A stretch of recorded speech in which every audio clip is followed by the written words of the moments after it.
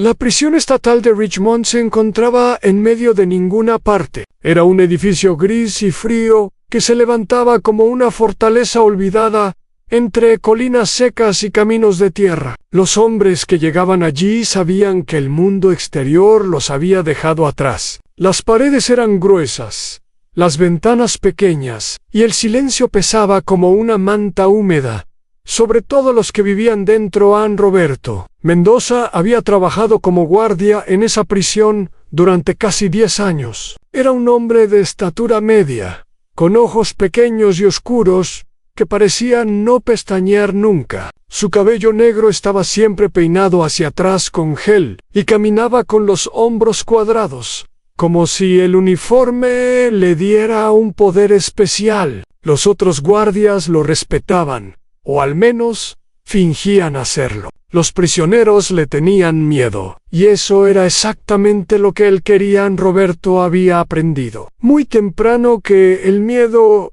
era la mejor herramienta para controlar a los hombres. No necesitaba gritar ni golpear con frecuencia. Solo necesitaba que todos supieran que él podía hacer lo que quisiera, cuando quisiera, y que nadie lo detendría. La administración de la prisión lo veía como un empleado eficiente. Los números de incidentes en su sección eran bajos. Lo que no sabían, o preferían no saber, era cómo lograba mantener ese orden. El bloque D era su territorio. 40 celdas, 80 hombres.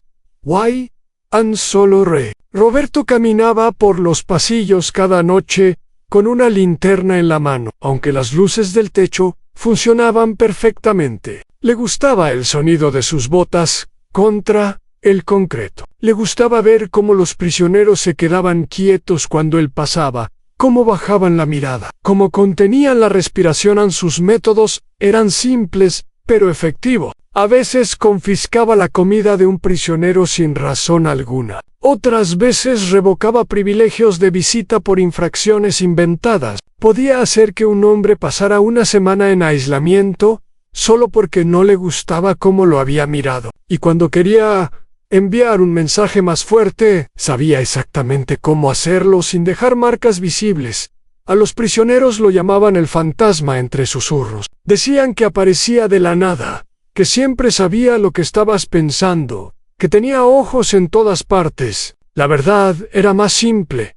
A Roberto había cultivado una red de informantes dentro del bloque. Algunos prisioneros le daban información a cambio de pequeños favores. Otros lo hacían porque tenían demasiado miedo de no hacerlo. En marzo de ese año, un nuevo prisionero llegó al bloque.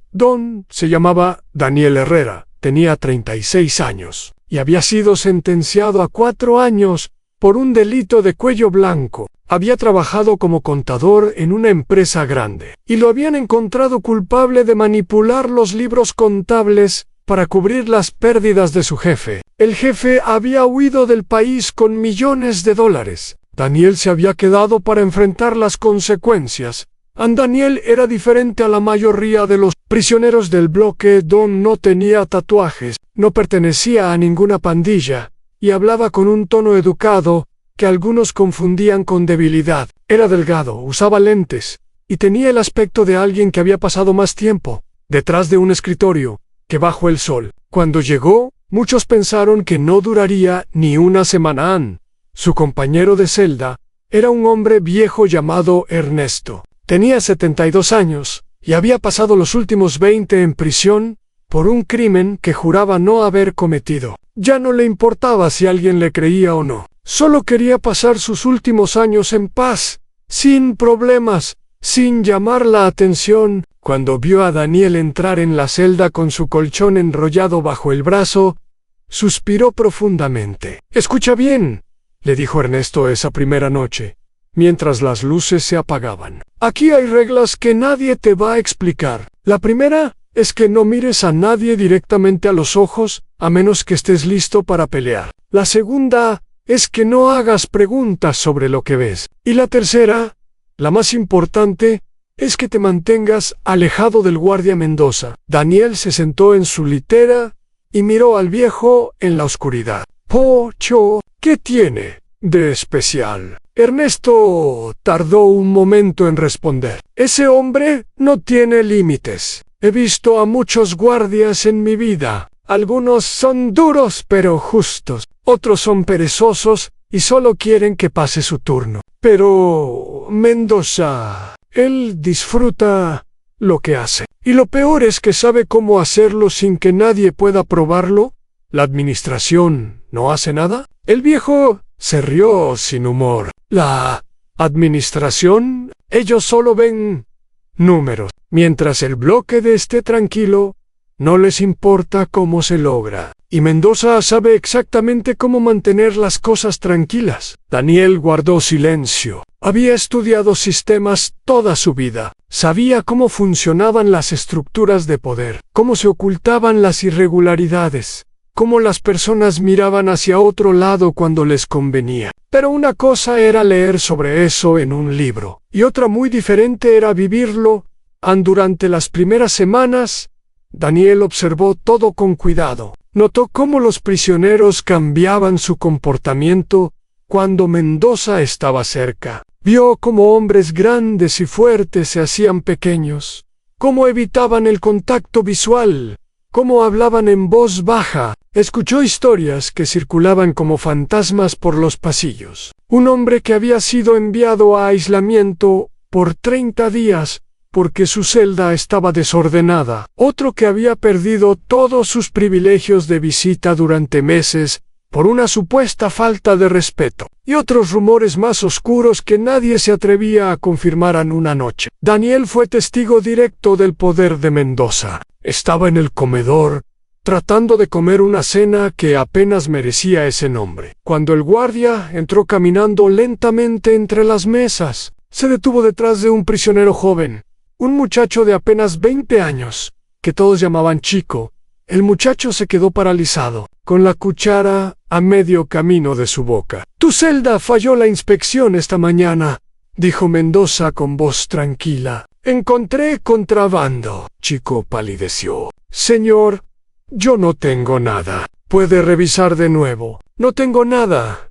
¿Me estás llamando mentiroso?» «No, solo digo que levántate». Chico se levantó temblando. Mendoza lo tomó del brazo y lo sacó del comedor, sin decir otra palabra. Los demás prisioneros siguieron comiendo como si nada hubiera pasado. Nadie miró. Nadie dijo nada. Era como si el muchacho nunca hubiera existido. Daniel miró a Ernesto, que estaba sentado frente a él. El viejo negó con la cabeza lentamente. «No preguntes», susurró, «y no te metas». Esa noche Daniel no pudo dormir. Escuchó sonidos que venían del final del pasillo. No eran gritos exactamente, sino algo peor. Eran los sonidos de alguien tratando de no gritar. Cuando finalmente hubo silencio, Daniel se quedó mirando el techo de su celda durante horas. Pensando al día siguiente, Chico no apareció en el desayuno ni en el almuerzo. Cuando finalmente regresó al bloque 3 días después,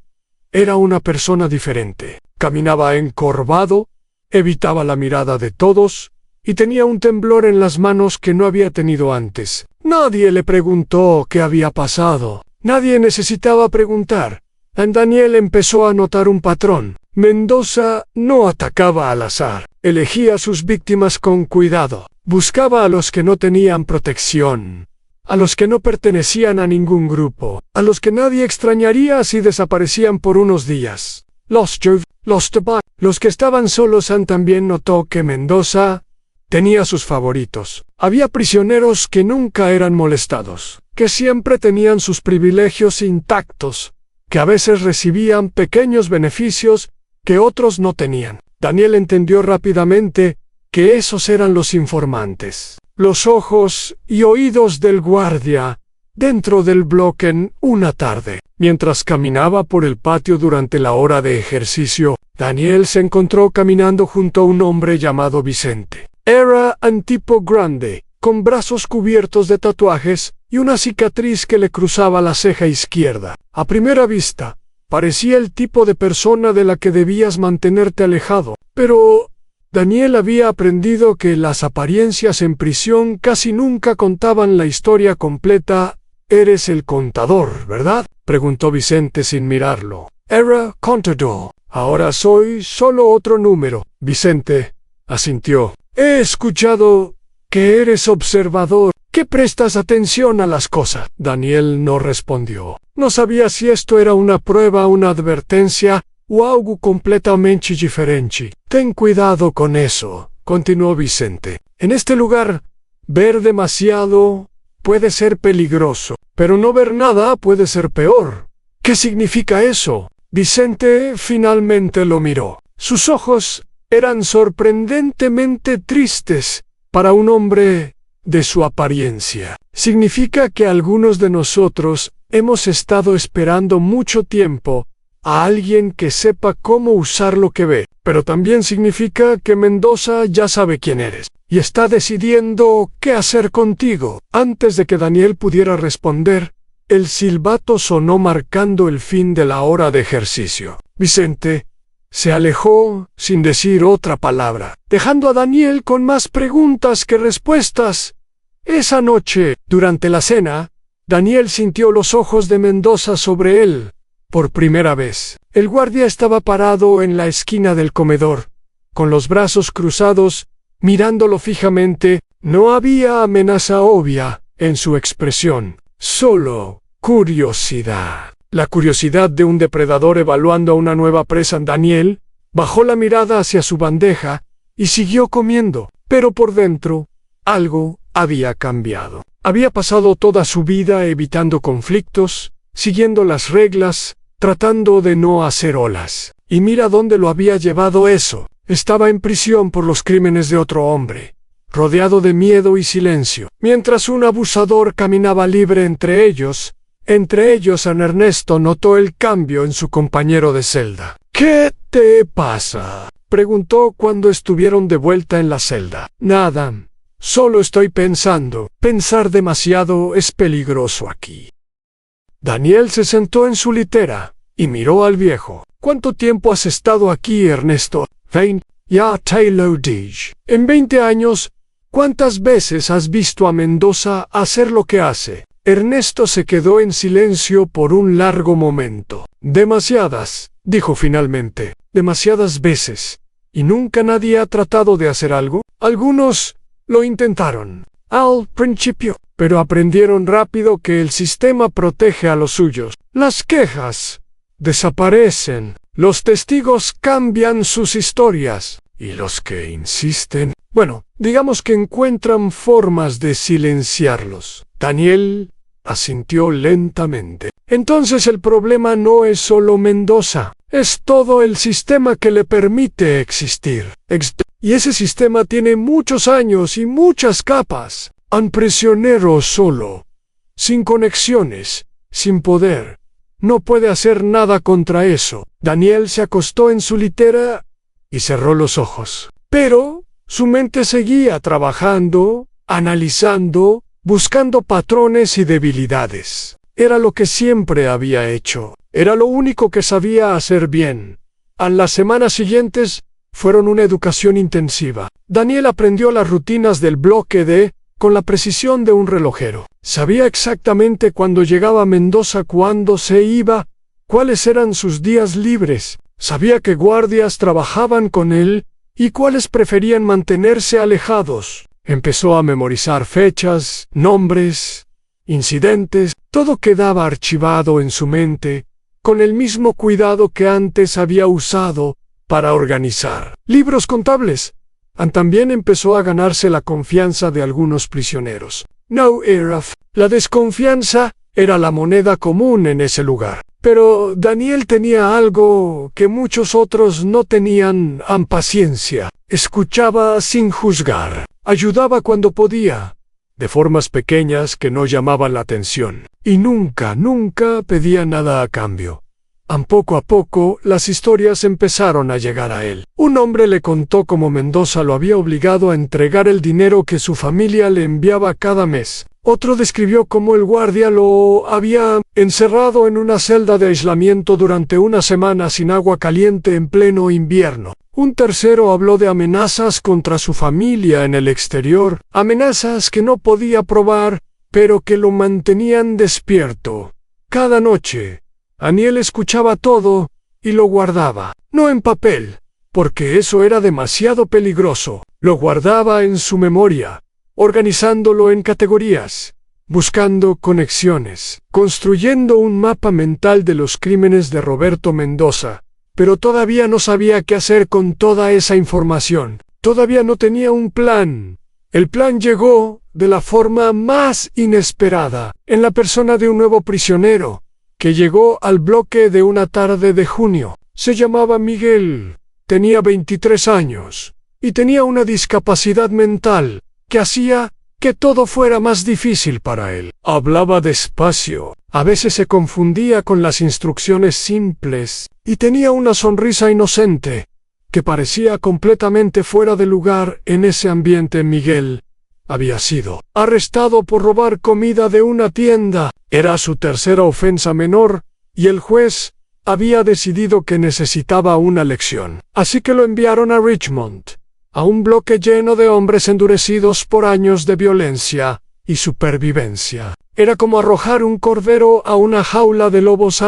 Desde el momento en que Miguel entró al bloque Daniel supo que el muchacho estaba en peligro. Y cuando vio cómo Mendoza lo miraba durante la primera inspección, con esa sonrisa pequeña y cruel que Daniel había aprendido a reconocer, supo que el tiempo de solo observar estaba llegando a su fin. Miguel fue asignado a una celda en el extremo del pasillo, junto a un hombre callado que pasaba la mayor parte del tiempo leyendo la Biblia. Era una ubicación aislada, lejos de los ojos de la mayoría de los prisioneros. Daniel reconoció inmediatamente la estrategia. Mendoza había puesto al muchacho exactamente donde lo quería. Los primeros días de Miguel en el bloque fueron confusos y aterradores para él. No entendía las reglas no escritas que gobernaban la vida en prisión. Hablaba cuando debía guardar silencio. Sonreía cuando debía mantener la cara seria. Miraba directamente a los ojos de hombres que interpretaban eso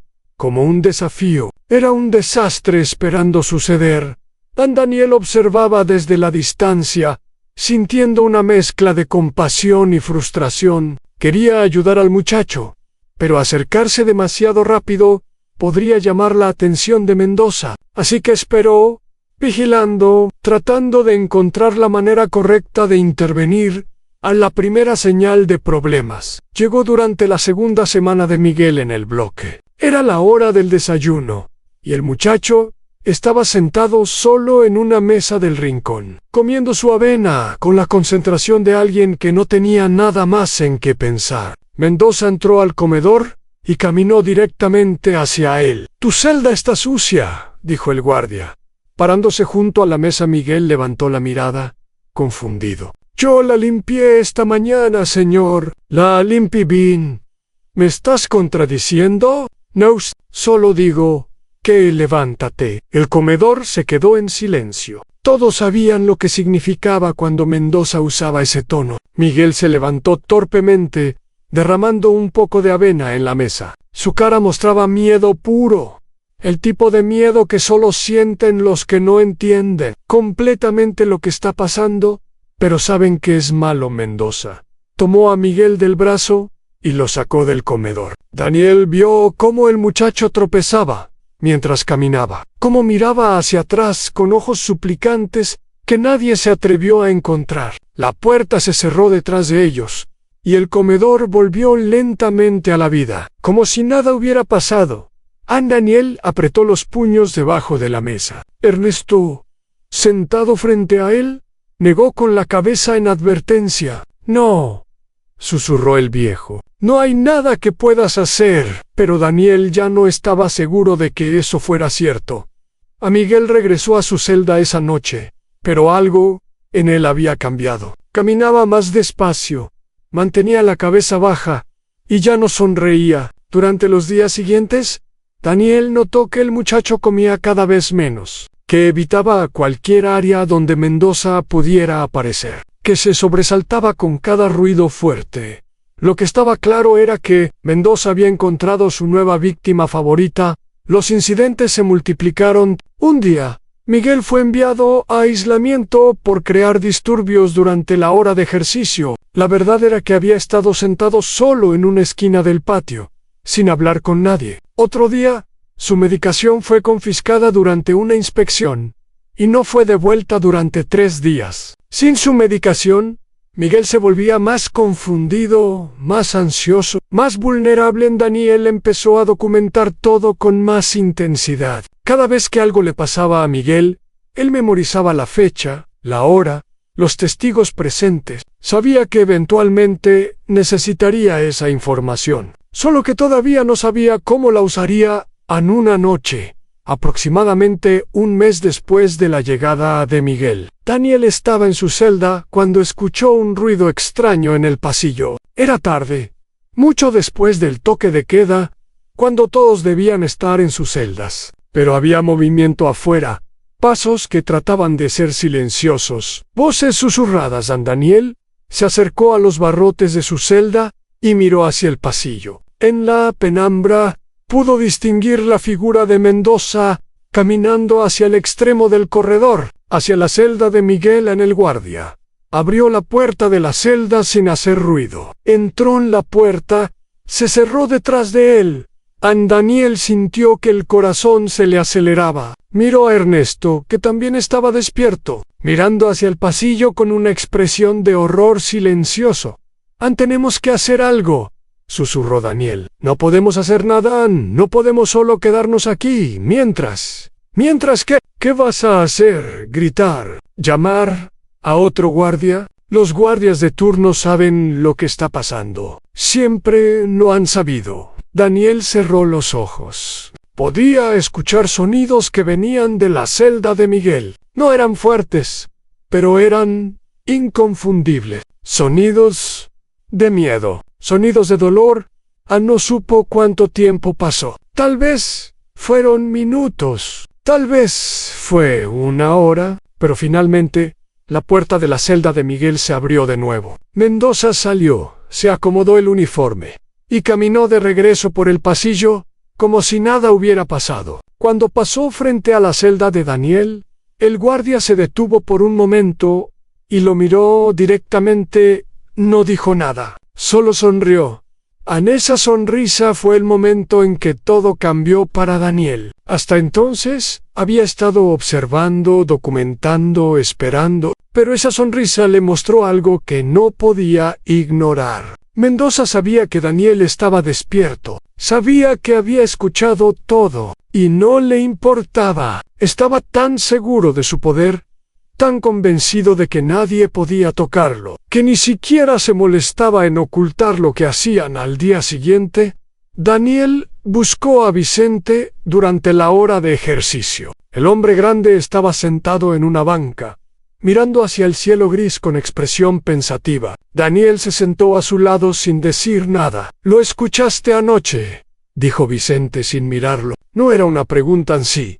«¿Y qué vas a hacer al respecto?». Daniel respiró profundamente. «Todavía no lo sé, pero algo. Voy a hacer algo». Vicente finalmente lo miró. «¿Por qué? No conoces a ese muchacho. No te digo nada. Meterte en esto solo va a traerte problemas, porque alguien tiene que hacerlo. Porque si todos seguimos mirando hacia otro lado, esto nunca va a terminar». Vicente estudió su cara por un largo momento. «Hay otros que piensan como tú», dijo finalmente. «No muchos, pero algunos. Hombres que han sufrido por culpa de Mendoza, que han visto sufrir a otros, hombres que estarían dispuestos a hablar si supieran que alguien los escucha».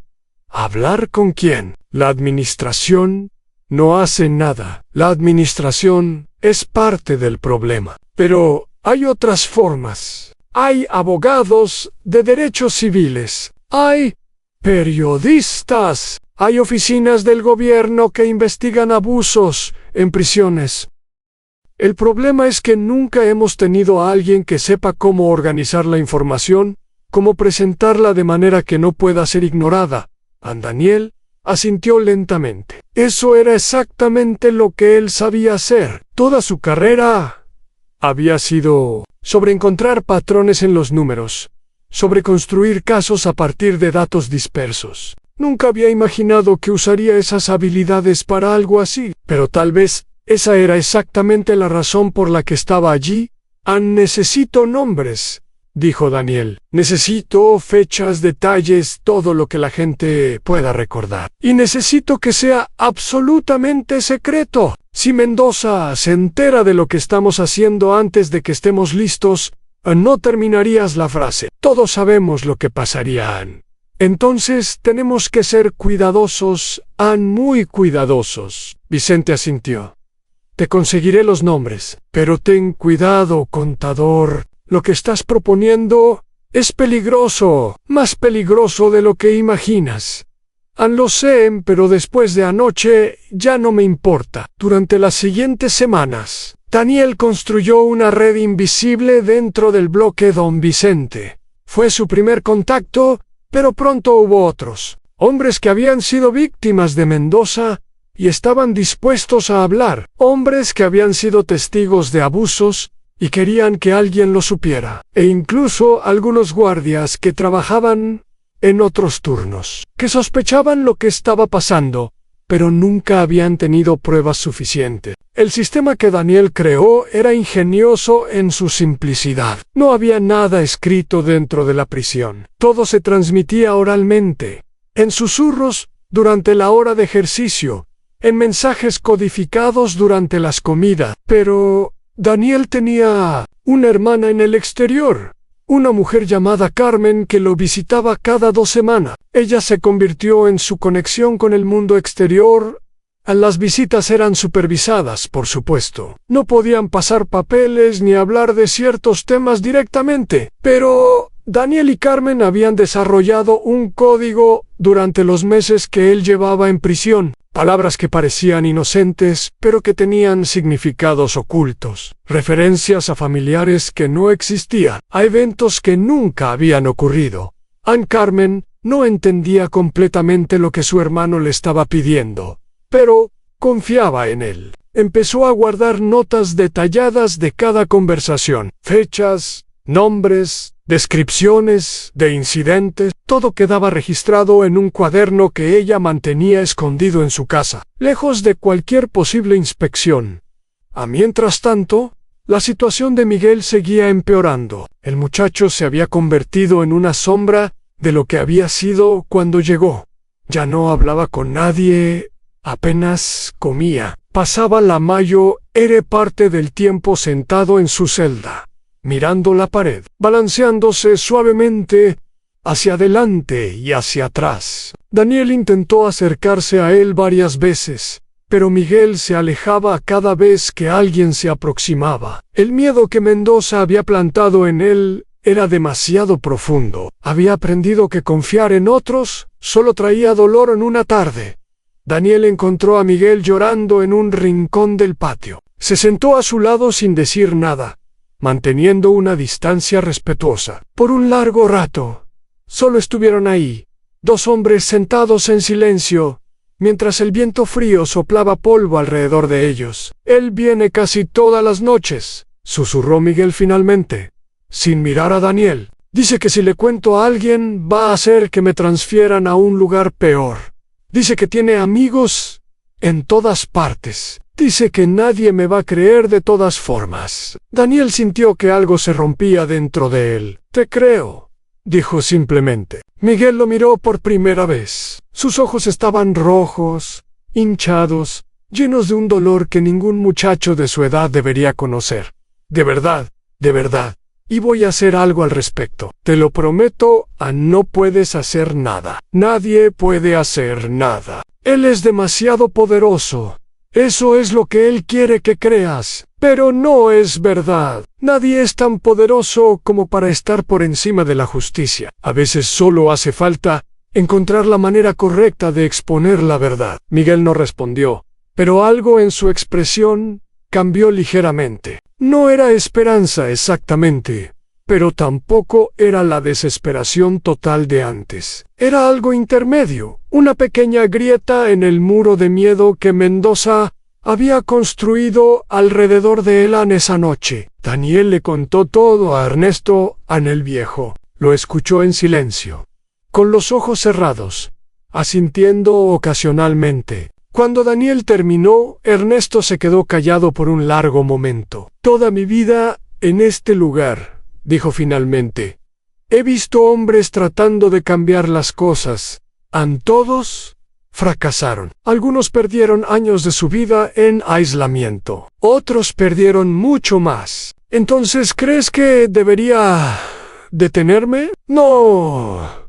Creo que deberías seguir, pero también creo que debes entender exactamente lo que estás arriesgando y lo que puedes ganar, que puedo ganar. Ernesto abrió los ojos y miró a Daniel con una expresión que mezclaba tristeza y algo parecido al respeto. Puedes ganar algo que la mayoría de nosotros perdimos hace mucho tiempo. Puedes ganar la oportunidad de mirarte al espejo y saber que hiciste lo correcto, sin importar las consecuencias. En un lugar como este, eso vale más de lo que puedes imaginar. Las semanas se convirtieron en meses. Daniel seguía recopilando información, agregando nuevos testimonios a su archivo mental, refinando los detalles de cada incidente. Carmen seguía guardando todo en su cuaderno, siguiendo las instrucciones de su hermano sin entender completamente el panorama completo, y Mendoza seguía haciendo lo que siempre había hecho, inconsciente de que las paredes de su pequeño reino empezaban a agrietarse. Pero Daniel sabía que no podía continuar así indefinidamente.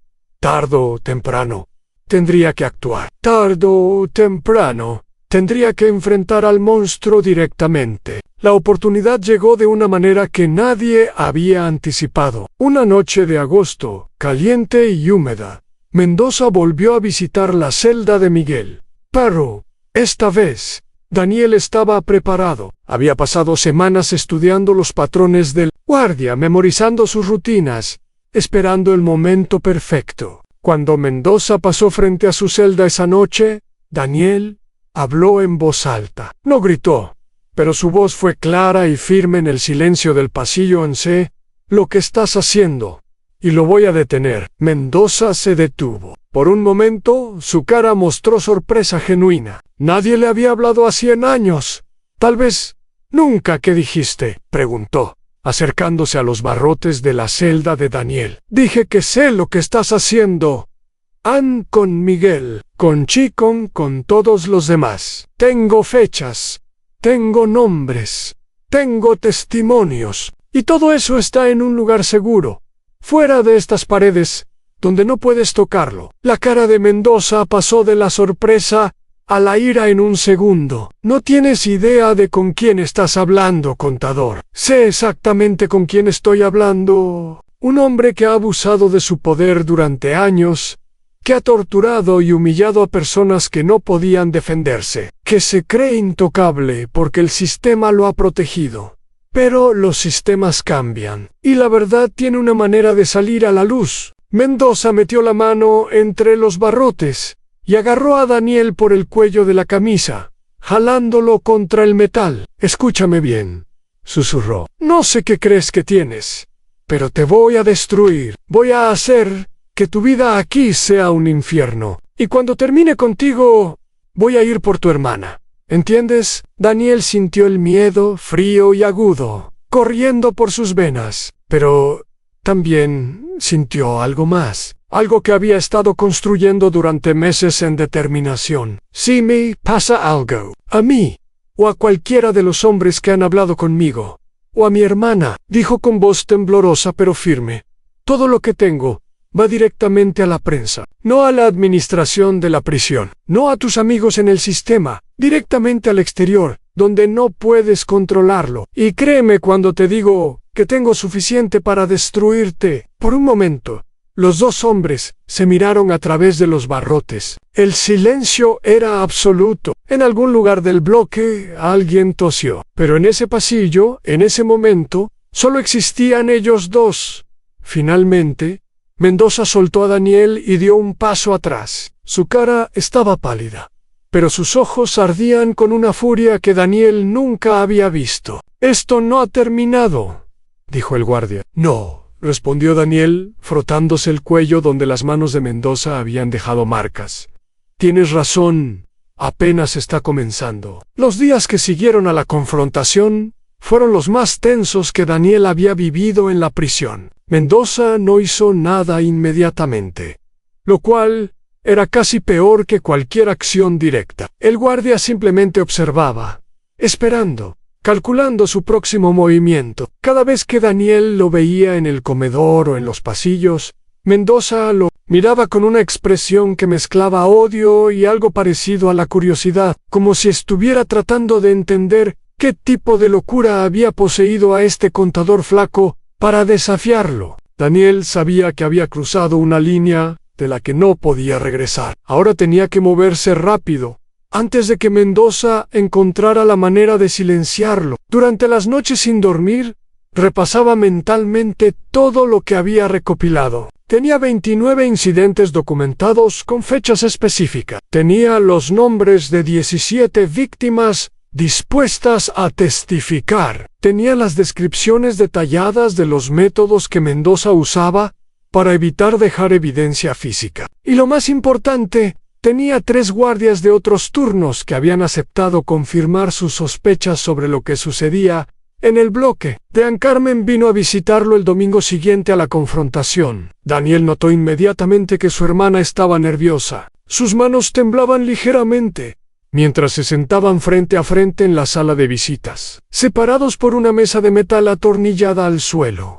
«Alguien vino a mi casa», susurró Carmen, tratando de mantener una expresión casual para los guardias que vigilaban. «Un hombre que dijo ser investigador privado. Hizo preguntas sobre ti, sobre nuestra familia, sobre mis hijos». Daniel sintió que el estómago se le revolvía. Mendoza había cumplido su amenaza más rápido de lo esperado. «¿Qué le dijiste?» «Nada», encerré la puerta en su cara. «Pero tengo miedo, Daniel». «¿En qué estás metido?» «Escúchame bien», dijo Daniel, inclinándose hacia adelante, tanto como se atrevía. «El cuaderno que te pedí que guardaras, necesito que lo lleves a un lugar seguro. No tu casa, algún lugar donde nadie pueda encontrarlo. ¿Entiendes? ¿Qué cuaderno?» «Solo tengo las notas de nuestras conversaciones.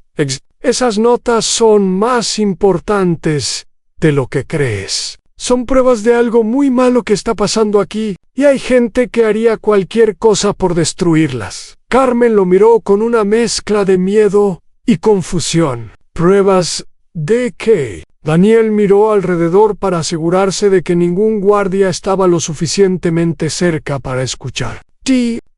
«De cosas que ninguna persona debería tener que soportar, y la única manera de detenerlo es sacar esa información al exterior, donde pueda hacer algún bien». «¿Y qué quieres que haga con el cuaderno?» «Quiero que lo lleves a un abogado. Hay una organización llamada Derechos de los Prisioneros del Estado. Tienen oficinas en la capital. Diles que tienes información sobre abusos sistemáticos en Richmond. Diles que hay prisioneros dispuestos a testificar. Y diles que necesitan actuar rápido, antes de que sea demasiado tarde». Carmen asintió lentamente, aunque Daniel podía ver que estaba aterrorizada. «¿Y tú? ¿Qué va a pasar contigo?» «No lo sé.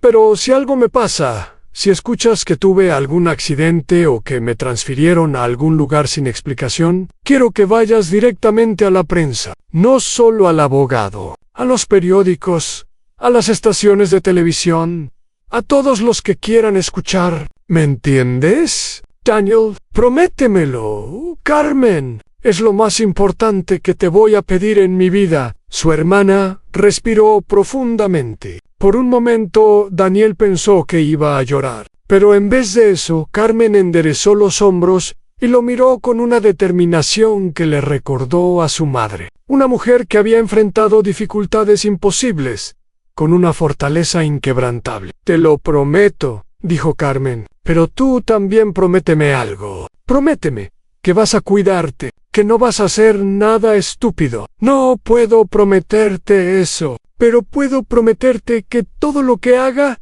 lo haré por las razones correctas». La visita terminó poco después. Daniel vio a su hermana alejarse, llevando consigo la única esperanza real de que su plan funcionara. Ahora, todo dependía de cuánto tiempo pudiera sobrevivir mientras la maquinaria de la justicia, lenta como siempre, comenzaba a moverse en esa noche. Mendoza hizo su movimiento. Daniel estaba dormido cuando escuchó el sonido de su celda abriéndose. Antes de que pudiera reaccionar, sintió manos que lo agarraban, que lo arrastraban fuera de la litera, que lo tiraban al suelo del pasillo. Cuando abrió los ojos, vio a Mendoza de pie frente a él, flanqueado por dos guardias que Daniel no reconocía, hombres grandes, con expresiones vacías, que claramente estaban ahí para hacer lo que Mendoza les ordenara. «¿Pensaste que podías desafiarme?», dijo Mendoza, con una calma aterradora. «¿Pensaste que un contador de pacotilla podía derribar todo lo que he construido?» Daniel trató de levantarse, pero uno de los guardias le puso un pie en la espalda, manteniéndolo en el suelo. El concreto estaba frío contra su cara. «Encontramos contrabando en tu celda», continuó Mendoza. «Drogas en una cantidad significativa. Suficiente para agregar 10 años a tu sentencia. Suficiente para transferirte a una prisión de máxima seguridad,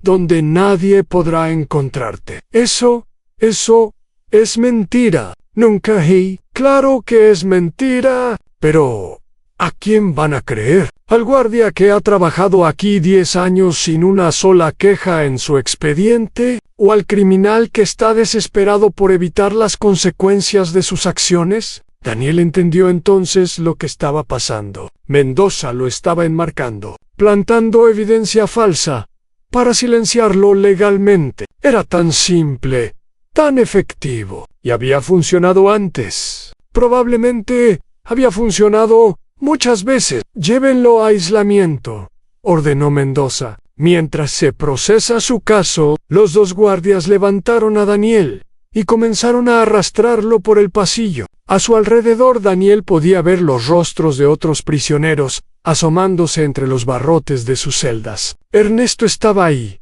con una expresión de horror. Vicente también, con los puños apretados en impotencia. Y más allá, en la oscuridad, docenas de ojos que miraban sin poder hacer nada. «Todo está documentado», gritó Daniel mientras lo arrastraban. «Todo está afuera, donde no pueden tocarlo. Si me pasa algo, el mundo entero va a saber lo que hiciste». Mendoza se rió. «Para cuando alguien lea lo que tu hermana escribió, si es que lo escribió, ya será demasiado tarde. Las pruebas plantadas son muy convincentes, y tú estarás en un lugar donde nadie podrá escucharte». Lo llevaron a las celdas de aislamiento, un bloque separado del resto de la prisión, donde los prisioneros problemáticos eran enviados para ser olvidados. Las celdas eran pequeñas, sin ventanas, con una sola luz que nunca se apagaba. Daniel fue arrojado dentro de una de ellas, y la puerta de metal se cerró detrás de él con un sonido que parecía definitivo. Ansé quedó ahí, en el suelo frío, tratando de procesar lo que había pasado. En cuestión de minutos, había perdido todo: su celda, sus contactos, su red de información. Ahora estaba solo, completamente aislado, mientras Mendoza preparaba el caso falso que lo enterraría para siempre.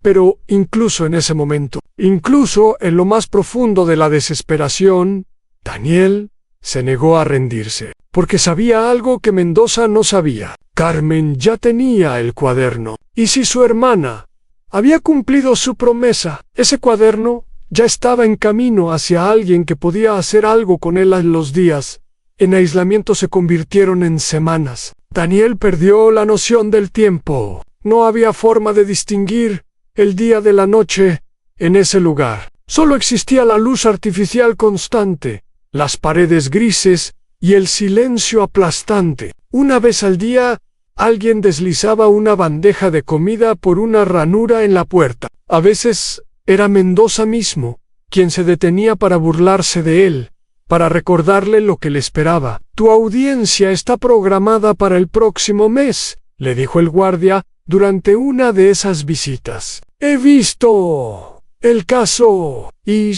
vas a pasar el resto de tu vida en prisión». Y lo mejor de todo es que nadie va a creer una palabra de lo que diga sobre mí. Daniel no respondió. Había aprendido que responder solo alimentaba el placer de Mendoza, así que se quedaba callado, mirando la pared, esperando. Lo que ninguno de ellos sabía era que, en el mundo exterior, las cosas habían comenzado a moverse.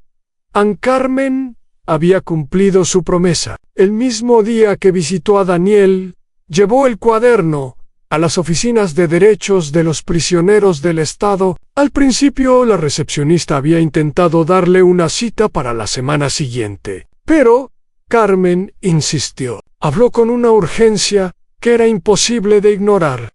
La dejaron hablar con una abogada llamada Lucía Rodríguez.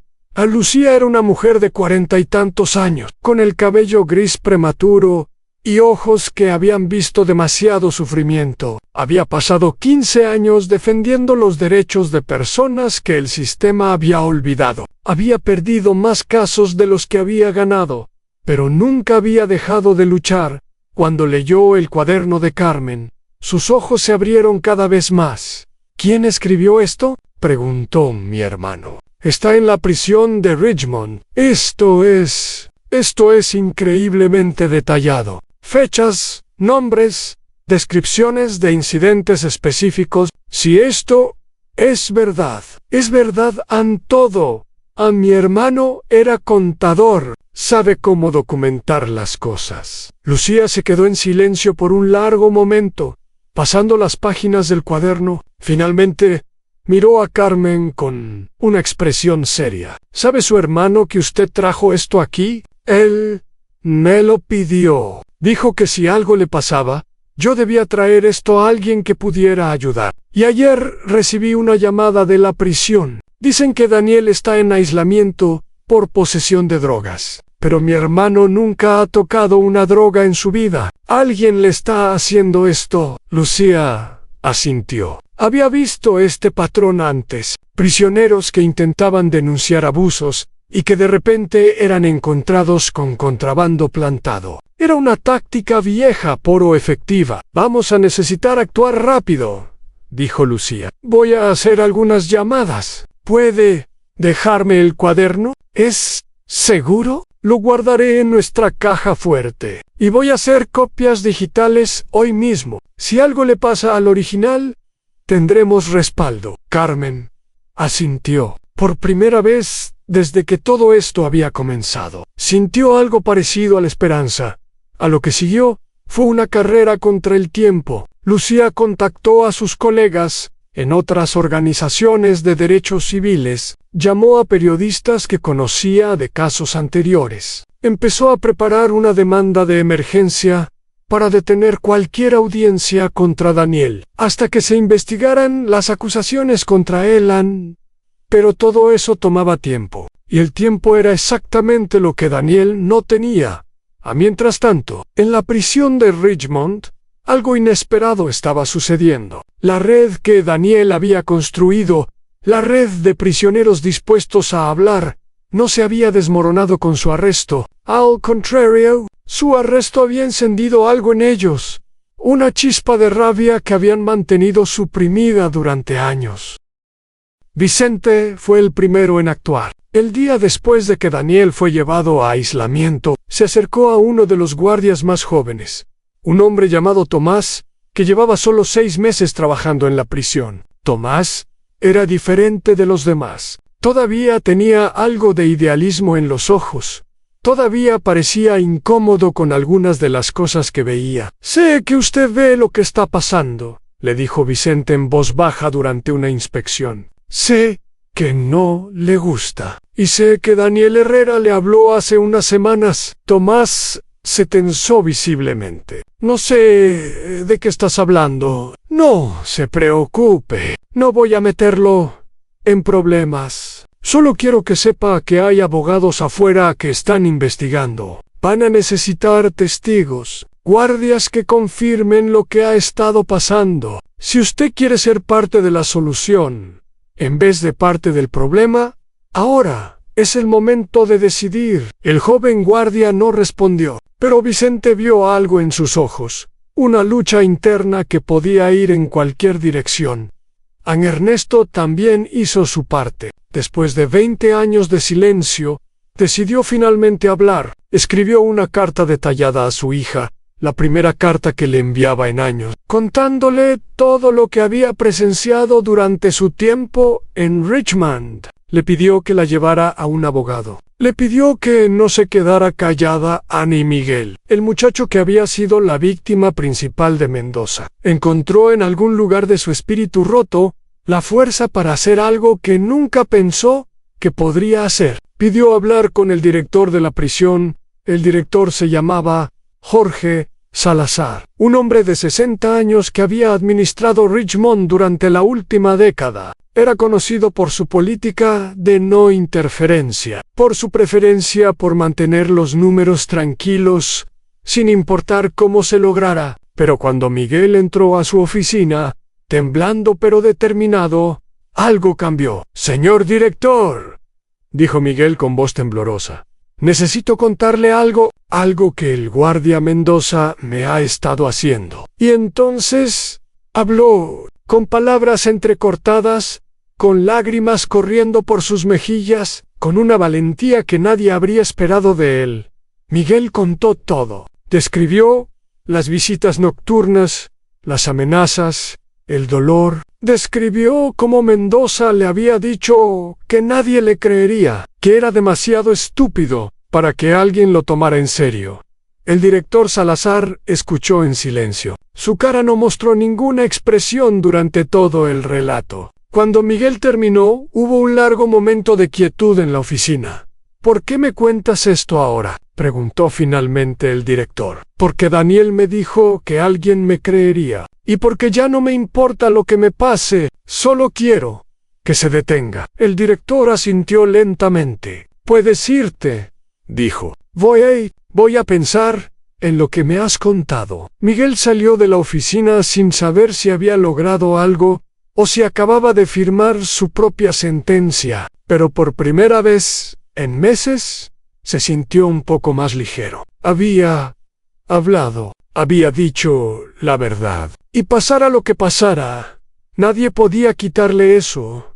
El director Jorge Salazar no durmió esa noche. Se quedó en su oficina hasta muy tarde, mirando por la ventana hacia el patio vacío de la prisión, pensando en todo lo que había escuchado. Durante 10 años había administrado Richmond con una filosofía simple. Mientras los números se mantuvieran estables, no hacía preguntas. Había rumores, claro. Siempre había rumores en una prisión. Pero él había elegido no investigarlos, convenciéndose a sí mismo de que eran exageraciones, quejas de hombres resentidos que buscaban cualquier excusa para crear problemas. Pero las palabras de Miguel no eran rumores, eran específicas, detalladas, y venían de un muchacho que claramente no tenía la capacidad de inventar algo así. Y lo más perturbador era que coincidían con otras cosas que Salazar había notado a lo largo de los años, pero había elegido ignorar. La manera en que ciertos prisioneros desaparecían en aislamiento por periodos largos. Los informes de incidentes que siempre parecían involucrar a los mismos guardias. El silencio anormal que caía sobre el bloque de cada vez que él hacía una visita sorpresa a la mañana siguiente. Salazar hizo algo que no había hecho en años. Llamó a la oficina del fiscal del distrito, no para reportar un crimen específico, sino para hacer una consulta general sobre procedimientos para investigaciones internas. La conversación fue breve, pero le dejó claro que si había evidencia de abuso sistemático en su prisión, y él no actuaba, la responsabilidad legal podría recaer sobre él en ese mismo día. Recibió otra llamada. Era de una abogada llamada Lucía Rodríguez, quien se presentó como representante de una organización de derechos civiles. Ella le informó que tenía en su posesión documentación detallada de abusos cometidos en Richmond, y que estaba preparando una demanda federal. A menos que se tomaran acciones inmediatas, Salazar sintió que el piso se hundía bajo sus pies. Todo lo que había ignorado durante años estaba a punto de explotar en su cara. Mientras tanto, Daniel seguía en aislamiento, sin saber nada de lo que estaba sucediendo en el exterior. Sus días se habían convertido en una monotonía gris. Despertaba con la luz artificial, comía lo que le daban, hacía ejercicio en el pequeño espacio de su celda para no volverse loco. White pensaba en Carmen, esperando que hubiera logrado entregar el cuaderno. Pensaba en Miguel, preguntándose si el muchacho estaba a salvo. Pensaba en todos los hombres que habían confiado en él, preguntándose si los había defraudado. Ann Mendoza venía a visitarlo regularmente, siempre con la misma sonrisa triunfante. «Tu audiencia es en 2 semanas», le dijo durante una de esas visitas. «El caso está cerrado. 10 años adicionales, mínimo. Y después de eso, una transferencia a un lugar donde nadie conoce tu nombre ni le importa tu historia». Daniel no respondió. Había aprendido a guardar su energía, a mantener su mente clara a pesar del aislamiento. Sabía que su única esperanza estaba afuera, en las manos de personas que no podía ver ni contactar. Y sabía que si iba a sobrevivir esto, necesitaba mantener la fe en que su plan estaba funcionando a la primera señal de que algo había cambiado. Llegó exactamente 10 días después de su arresto. Un guardia diferente vino a su celda, uno que Daniel no reconocía. El hombre le dijo que tenía una visita de su abogado. «No tengo abogado», dijo Daniel. Confundido, Ann ahora sí lo tiene. Lo llevaron a una sala de interrogatorios que nunca había visto antes. Era pequeña, con una mesa de metal en el centro y 2 sillas. Sentada en una de las sillas estaba una mujer de cabello gris y ojos inteligentes. «Lucía Rodríguez». «Señor Herrera», dijo la abogada, levantándose para darle la mano. «Soy Lucía Rodríguez. Su hermana me contrató para representarlo». Daniel se sentó lentamente, tratando de procesar lo que estaba pasando. «Carmen está bien, está preocupada, pero está bien. Y ha sido increíblemente valiente. El cuaderno que ella guardó es una de las documentaciones de abuso institucional más completas que he visto en mi carrera. Entonces, funcionó. Alguien está escuchando». Lucía sonrió por primera vez. «Más que escuchando. Hay una investigación federal abierta. La oficina del fiscal del distrito está revisando todos los casos de incidentes en el bloque de los últimos 5 años. Y hay periodistas preparando artículos que van a salir la próxima semana». Daniel sintió que un peso enorme se levantaba de sus hombros. Por primera vez en semanas, pudo respirar profundamente. «¿Y los cargos contra mí? Las drogas que supuestamente encontraron?» «Eso es lo más interesante. El director de esta prisión llamó a nuestra oficina esta mañana. Parece que ha tenido un cambio de corazón. Está dispuesto a testificar que las pruebas contra usted fueron plantadas, a cambio, por supuesto, de cierta protección legal para el mismo Salazar. Va a testificar contra Mendoza. Aparentemente, su instinto de supervivencia es más fuerte que su lealtad hacia su empleado. Cuando vio que esto se estaba convirtiendo en una investigación federal, decidió ponerse del lado correcto de la historia». Daniel se recostó en su silla, procesando todo. Era más de lo que había esperado. Mucho más.